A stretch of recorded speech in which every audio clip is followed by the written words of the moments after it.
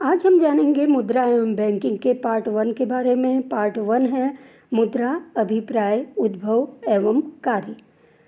मुद्रा अर्थशास्त्र की धुरी कहा जाता है मुद्रा को, क्योंकि पूरी अर्थव्यवस्था मुद्रा के चारों ओर घूमती है।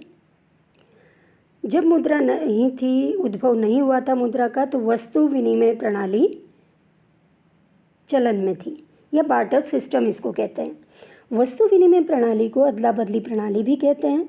वस्तुओं की वस्तुओं अथवा सेवाओं के साथ प्रत्यक्ष अदल बदल की प्रणाली को वस्तु विनिमय अथवा अदल बदल कहते हैं। मुद्रा के माध्यम के बिना एक वस्तु अथवा सेवा का दूसरी वस्तु अथवा सेवा के साथ सीधा विनिमय ही अदल बदल अथवा वस्तु विनिमय कहलाता है। या हम कह सकते हैं वस्तु विनिमय प्रणाली वह प्रणाली है जिसमें वस्तु का विनिमय वस्तु द्वारा ही होता है और विनिमय का कोई सर्वमान्य माध्यम नहीं होता। आर.पी. केंट ने इसकी परिभाषा दी है वस्तु विनिमय की। वस्तु विनिमय मुद्रा का विनिमय माध्यम के रूप में प्रयोग के बिना वस्तुओं का वस्तुओं के लिए प्रत्यक्ष विनिमय है।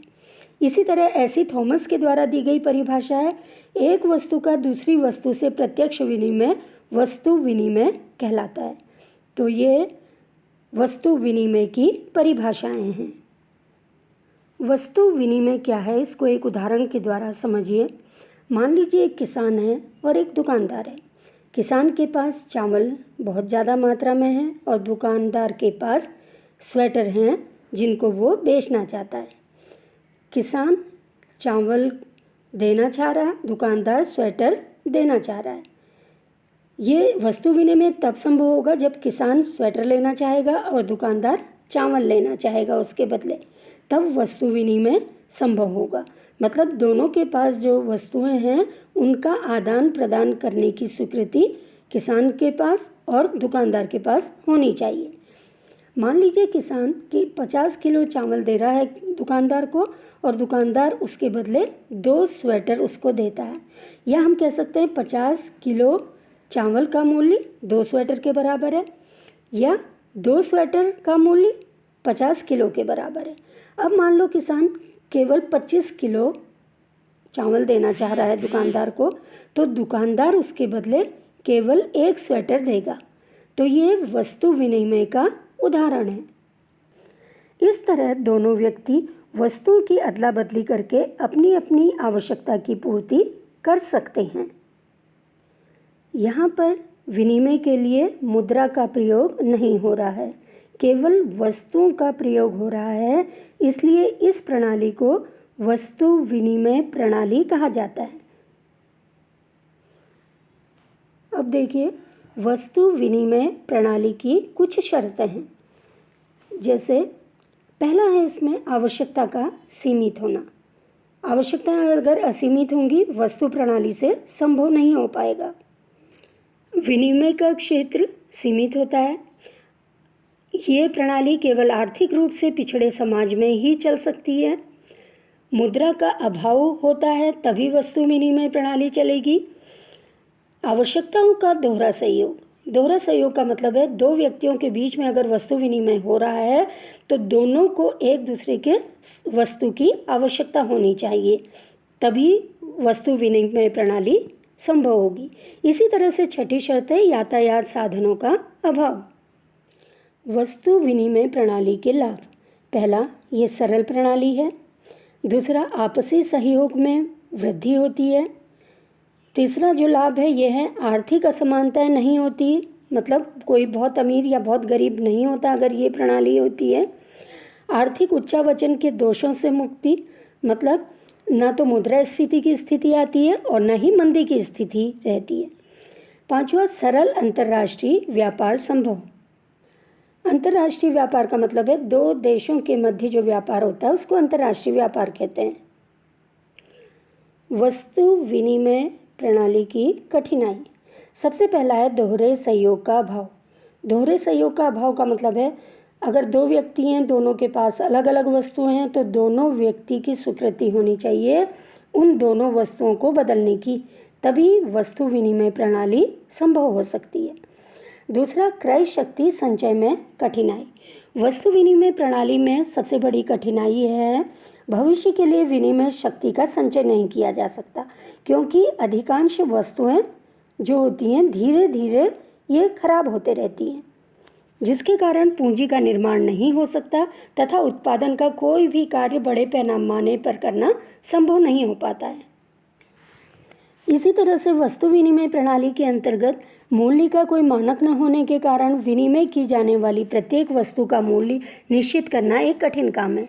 जैसे ये निश्चित करना, जैसे गेहूं के बदले में 1 मीटर कपड़ा मिलेगा या 1 किलोग्राम गेहूं के बदले में कितना कपड़ा दिया जाएगा, ये एक मुख्य समस्या उत्पन्न हो जाती है।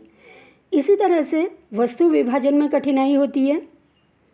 वस्तु विभाजन में कठिनाई से मतलब अभी आपने उदाहरण देखा था, किसान 50 किलो चावल दे रहा है तो दुकानदार उसको 2 स्वेटर दे रहा है।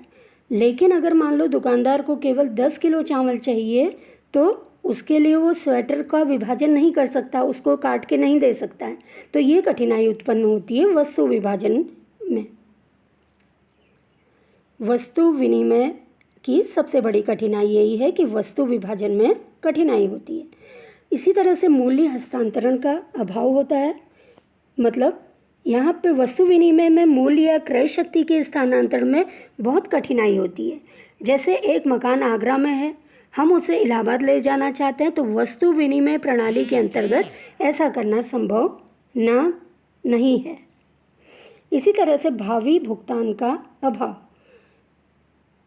तो ये वस्तु विनिमय जो प्रणाली है उसकी कठिनाइयाँ हैं। मुद्रा का उद्भव कब हुआ, कैसे हुआ, इसको खोज पाना बहुत ही दुष्कर कार्य है। इतना कहा जा सकता है कि मानव सभ्यता के मूलभूत तत्वों की तरह मुद्रा भी एक अत्यंत प्राचीन तत्व है। ऐतिहासिक दृष्टिकोण से मुद्रा के विकास क्रम का विवेचन हम इस तरह से कर सकते हैं। सबसे पहले वस्तु मुद्रा।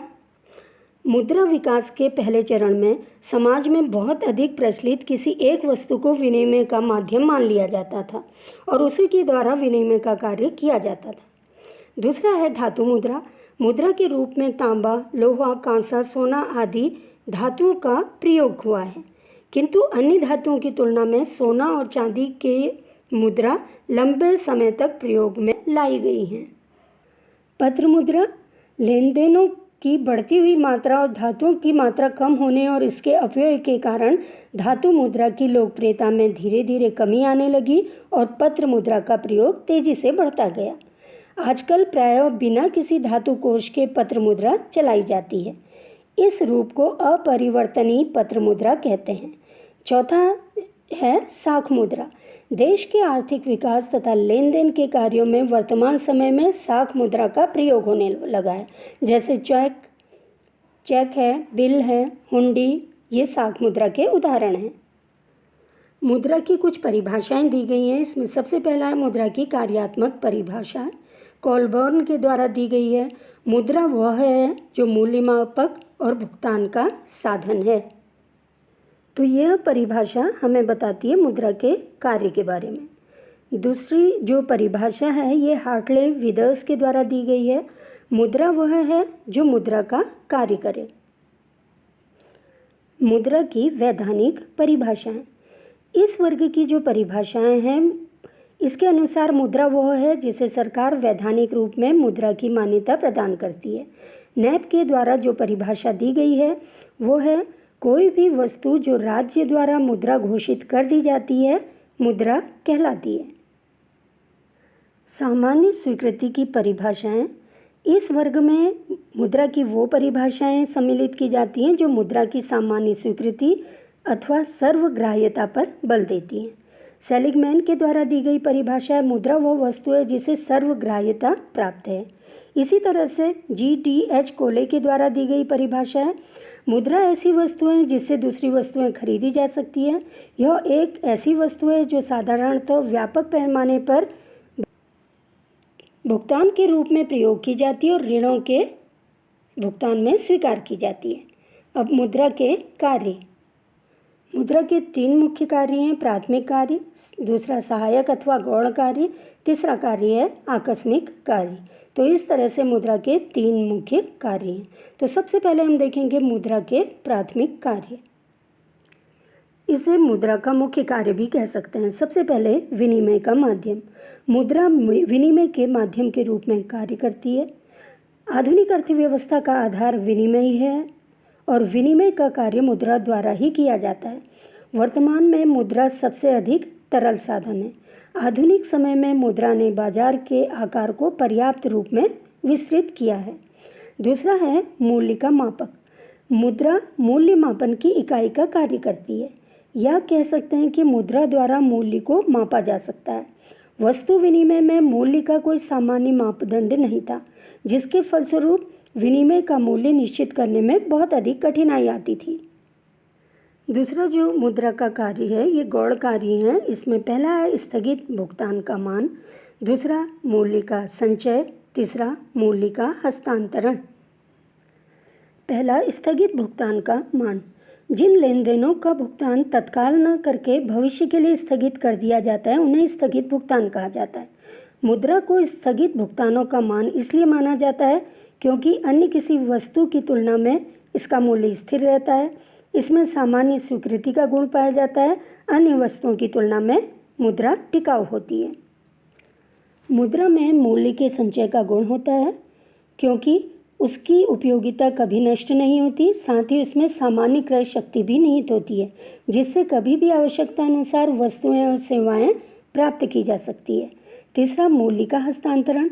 मुद्रा विनिमय का एक तरल साधन है, अतः मुद्रा द्वारा मूल्य अथवा क्रय शक्ति का हस्तांतरण बहुत सरलता से एक व्यक्ति से दूसरे व्यक्ति को किया जा सकता है। प्राथमिक और गौण कार्य के अलावा मुद्रा के कुछ आकस्मिक कार्य भी हैं, जैसे साख का आधार। आधुनिक अर्थव्यवस्था में साख की महत्वपूर्ण भूमिका है। आज साख पत्रों का उपयोग मुद्रा की ही भांति किया जाता है। इसी तरह से दूसरा है सामाजिक आय के वितरण का आधार। वर्तमान अर्थव्यवस्था में उत्पादन का कार्य सामूहिक रूप से किया जाता है। इस सामूहिक उत्पादन में उत्पादन के विभिन्न साधन भूमि, श्रम, पूंजी, संगठन और साहस की बहुत महत्वपूर्ण भूमिका है।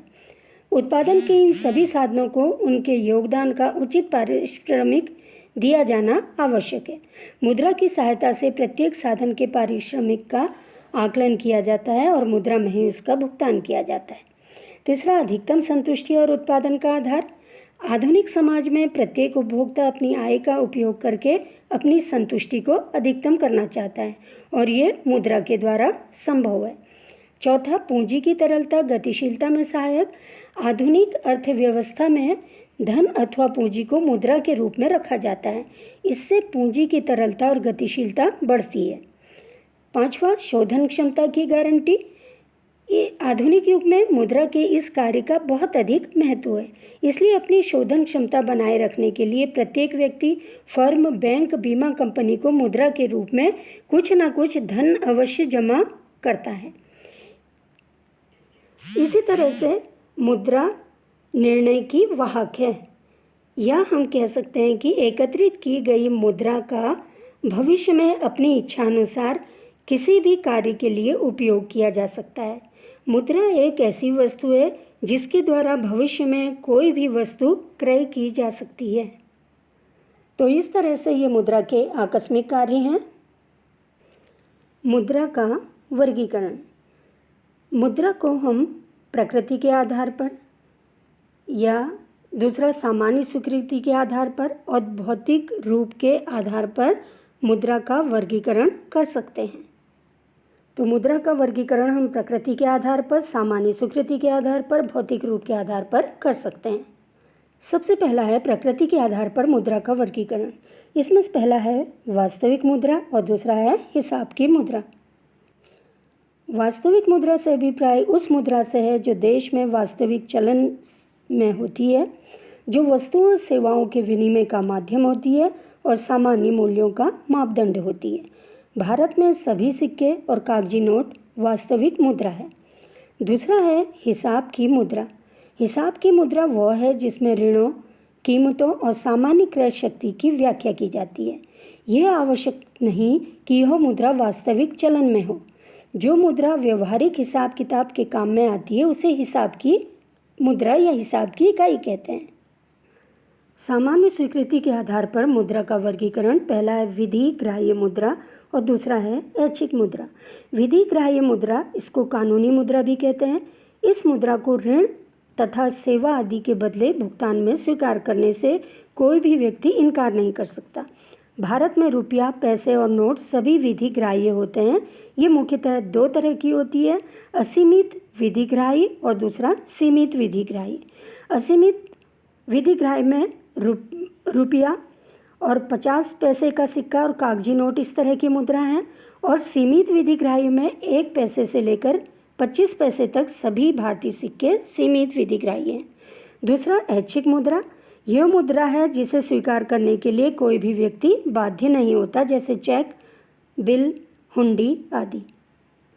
भौतिक रूप के आधार पर मुद्रा को मुख्य रूप से 3 भाग में बांटा गया है, धातु मुद्रा, कागजी मुद्रा और तीसरा है साख मुद्रा।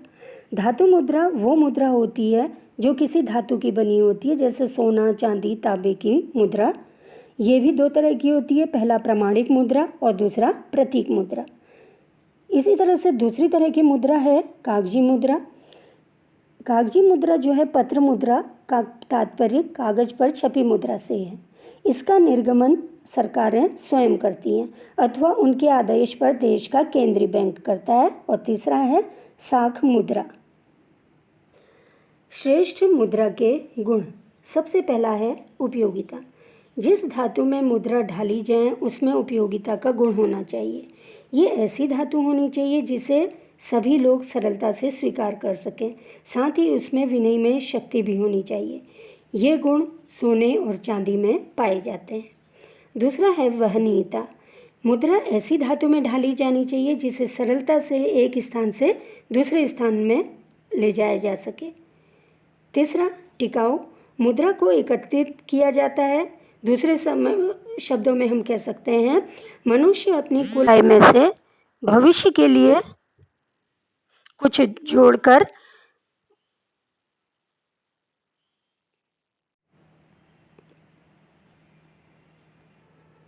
भविष्य के लिए कुछ जोड़कर रखना चाहता है, अतः मुद्रा ऐसी धातु में ढालनी चाहिए जो टिकाऊ हो।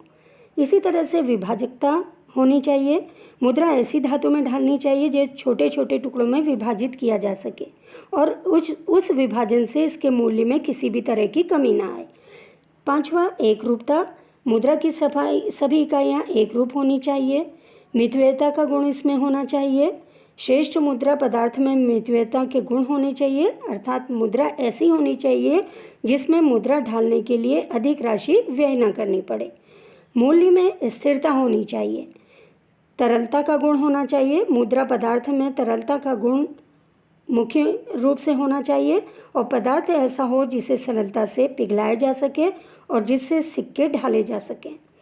नवा परिचायकता। धातु ऐसी होनी चाहिए जिसे सरलता से पहचाना जा सके। परिचायकता के अभाव में जाली सिक्के चलन में आने की प्रबल संभावना रहती है। सोना अथवा चांदी ऐसी ही धातुएं हैं जिन्हें सरलता से पहचाना जा सकता है। मुद्रा का महत्व।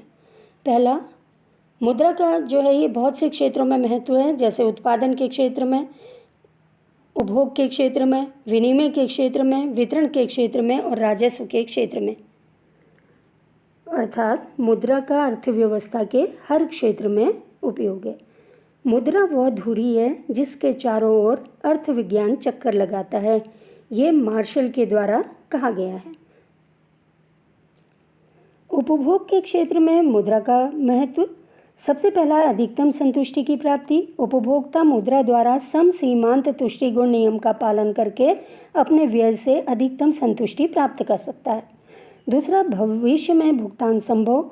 उपभोक्ता को कभी कभी वस्तुएं उधार भी लेनी पड़ती हैं जिनका भुगतान भविष्य में करना होता है। यह कार्य मुद्रा की सहायता से किया जा सकता है। तीसरा, संचय करना संभव। मुद्रा द्वारा मनुष्य अपनी आय का एक भाग वर्तमान उपभोग पर व्यय करता है और कुछ भाग भविष्य के लिए बचा कर रख लेता है। मुद्रा द्वारा ऐसा करना संभव हो सकता है। चौथा, विभिन्न वस्तुओं का क्रय संभव। मुद्रा द्वारा मनुष्य अपनी आवश्यकता की सभी वस्तुओं को क्रय कर सकता है। इसी तरह से उत्पादन के क्षेत्र में भी मुद्रा का बहुत अधिक महत्व है। जैसे बड़े स्तर पर उत्पादन संभव है, मुद्रा के चलन से बड़े पैमाने पर उत्पादन संभव हो सका है। इस उत्पादन में उत्पत्ति के साधनों का सहयोग होता है। इस सामूहिक उत्पादन को बेचकर जो मुद्रा प्राप्त होती है उसे उत्पत्ति के साधनों में बांट दिया जाता है। दूसरा, श्रम विभाजन या विशिष्टीकरण संभव। मुद्रा द्वारा ही श्रम विभाजन या विशिष्टीकरण संभव होता है, जिससे उत्पादन प्रक्रिया को गति मिलती है। तीसरा, उत्पत्ति के साधनों को जुटाना संभव होता है मुद्रा के द्वारा। इसी तरह विनिमय के क्षेत्र में भी मुद्रा का बहुत अधिक महत्व है। जैसे वस्तु विनिमय की कठिनाइयों को दूर कर दिया है मुद्रा ने। दूसरा, बैंक व साख संस्थाओं का विकास हुआ है। मुद्रा द्वारा साख पत्रों व साख संस्थाओं को जन्म मिलता है। चेक व विनिमय पत्रों द्वारा विनिमय कार्य अत्यधिक सरल हो गया है। पूंजी संचय संभव। मुद्रा द्वारा लोग अपना धन बचाकर उसे उत्पादन कार्य में लगा देते हैं। इस तरह से मुद्रा द्वारा पूंजी का निर्माण होता है। पूंजी को गतिशील बनाना। मुद्रा पूंजी को गतिशील बनाती है। एक स्थान से दूसरे स्थान तक सरलता से भेजा जा सकता है। तो इस तरह से विनिमय के क्षेत्र में मुद्रा का बहुत महत्व है। इसी तरह से वितरण के क्षेत्र में मुद्रा का महत्व है। वितरण के क्षेत्र में भी मुद्रा का बहुत महत्व है। बड़े पैमाने के उत्पादन में लोग संयुक्त रूप से काम करते हैं। उन सभी को उनके कार्य का पुरस्कार मुद्रा में ही दिया जाता है। इसी तरह से राजस्व के क्षेत्र में मुद्रा का बहुत अधिक महत्व है। सरकार के आय व्यय संबंधी सभी कार्य मुद्रा में ही होते हैं। वह जो भी कर लगाती है मुद्रा में ही देना पड़ता है। वह अपना व्यय भी मुद्रा में करती है। मुद्रा के कारण सरकार अधिकतम सामाजिक कल्याण के सिद्धांत का पालन करने में समर्थ रहती है। मुद्रा के कुछ दोष भी हैं।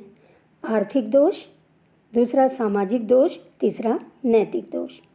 मुद्रा के बहुत से लाभ हैं, लाभ के साथ साथ ये मुख्य दोष भी हैं मुद्रा के।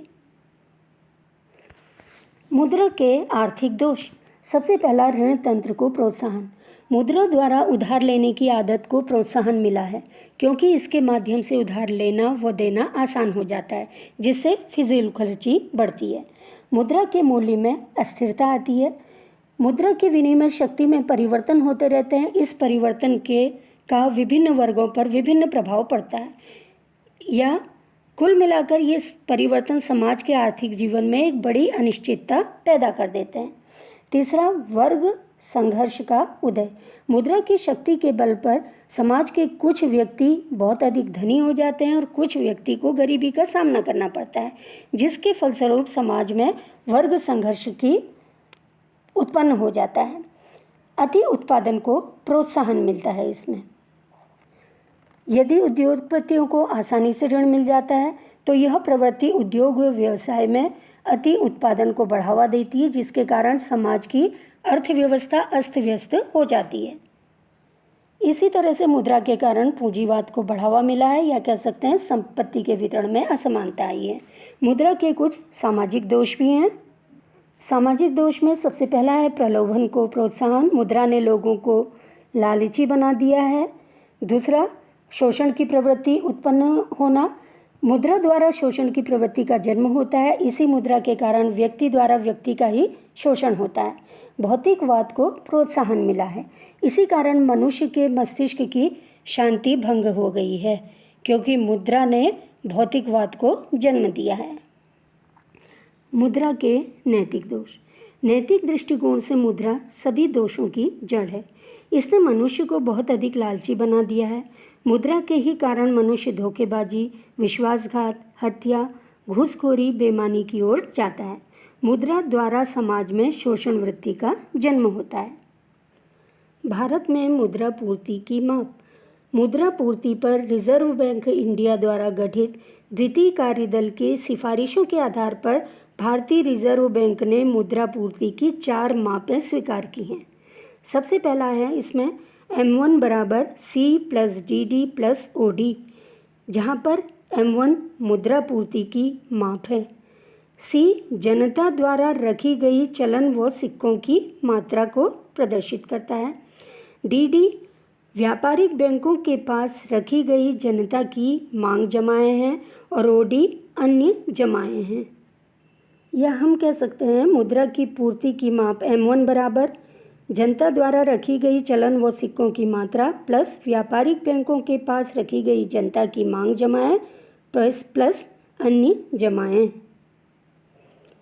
यहाँ पे देखिए मुद्रा की 4 मापें दी गई हैं। सबसे पहला है M1 बराबर C plus DD plus OD। इसी तरह से M2 बराबर है M1 प्लस डाकघर के पास जनता की बचतें। तो इस तरह से ये मुद्रा पूर्ति की दूसरी माप है। मुद्रा पूर्ति की तीसरी माप M3 बराबर है M1 प्लस व्यापारिक बैंकों के पास शुद्ध सावधि जमाएं। चौथी माप है M4 बराबर M3 प्लस डाकघर की बचत। तो इस तरह से M4 की माप M1, M2 और M3 की माप की तुलना में वृहद अवधारणा है। मुद्रा की मांग के उद्देश्य। पहला, सौदा उद्देश्य। व्यक्ति अपने पास कुछ नकदी रखता है ताकि आय प्राप्ति और दिन प्रतिदिन के व्यय के बीच अंतर को पाट सके। आय एक निश्चित समय अंतराल के बाद बदलती है जबकि व्यय दिन प्रतिदिन करना पड़ता है। इसलिए प्रत्येक व्यक्ति को कुछ मुद्रा नकदी के रूप में रखनी पड़ती है ताकि दिन प्रतिदिन की आवश्यकताओं को पूरा किया जा सके। दूसरा है दूरदर्शिता उद्देश्य। प्रत्येक व्यक्ति मुद्रा की एक निश्चित मात्रा नकदी के रूप में रखना चाहता है ताकि वह कुछ अप्रत्याशित घटनाओं से स्वयं का बचाव कर सके। तीसरा है सट्टा उद्देश्य।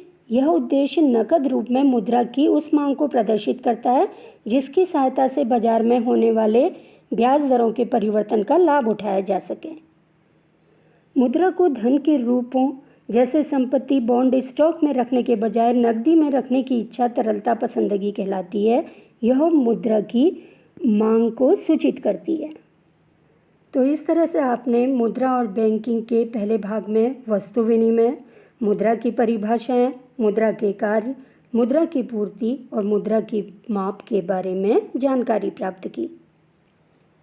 आज के समय में वस्तु विनिमय लगभग असंभव होता है। बहुत कम लोगों के बीच में वस्तु विनिमय हो सकता है जहां पर दोनों व्यक्तियों को एक दूसरे की वस्तु की आवश्यकता हो, लेकिन बड़े पैमाने पर वस्तु विनिमय लगभग असंभव है। वस्तु विनिमय असंभव इसलिए है क्योंकि व्यक्तियों की आवश्यकताएं बहुत अधिक हैं और मान लो कोई व्यक्ति एक दूसरे से बहुत दूर रहते हैं, दो व्यक्ति, तो वो अपनी वस्तुओं का आदान प्रदान करने में उनको बहुत ज़्यादा मुश्किल का सामना करना पड़ता है। और इस समय जो मुख्य रूप से जो विनिमय होता है ये मुद्रा के द्वारा होता है। मुद्रा की जो मुख्य और उचित परिभाषा हम कह सकते हैं वो है